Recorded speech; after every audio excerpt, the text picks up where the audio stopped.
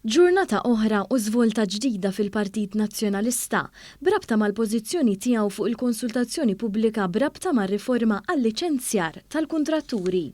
Dan hekk kif wara inkonsistenzi kbar mid-deputati nazzjonalisti fuq din il-materja, issa l-Partit Nazzjonalista qed jgħid li daqt se jkun qed joħroġ il-proposti tiegħu. Dan permezz ta' deputat Ian Vassallo Ħaġi li kien qed iwieġeb mistoqsija ta' ġurnalist minn dan l-istazzjon barra l-Parlament. Dalwaqt ikunu jħarġu wkoll tifżax. Grazzi ħafna. Ġurnata tajba. Din id-dikjarazzjoni waslet minkejja li l-konsultazzjoni pubblika brabta ma' din ir-riforma ilha li għalqet u l-Partit Nazzjonalista baqa' ma sottometta l-ebda proposta jew idea. Dan għall-kuntrarju ta' dak li kien qal id-deputat Nazzjonalista Stanley Zammit fejn irrimarka li l-Partit Nazzjonalista għandu sal-21 ta' April biex jitfa' is-sottomissjonijiet tiegħu. Sottomissjonijiet li qatt ma waslu. Liċenzjar tal-kontratturi qegħdin fi proċess ta' konsultazzjoni.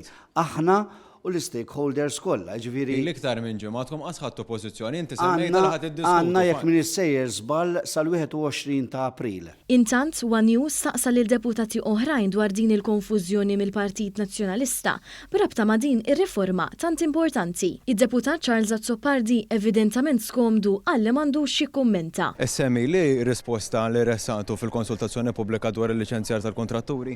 M'għandix nikkommenta ta' Min-naħa l-oħra, Albert Buttigieg attakka lil ġurnalista dan l-istazzjon għaliex sempliċiment għamillu mistoqsija sabiex jispjega l-pożizzjoni tal-Partit Nazzjonalista quddiem dawn l-inkonsistenzi. Ma nafx għalfejn saqsin mistoqsijiet li ġultant huma nuqqas taħsib. Dan l-atteġġjament min-naħa ta' Buttigieg ikompli ma' dak tal-kap nazzjonalista Bernard Grech li għal darba darbtejn sostna kif il-Partit Nazzjonalista m'għandux għalfejn jipparteċipa f'dawn it-tip ta' proċessi mill-gvern. Aħna m'għandniex għalfejn nipparteċipaw fi proċess. Ma jfissirx illi nagħmlu sottomissjonijiet lill-gvern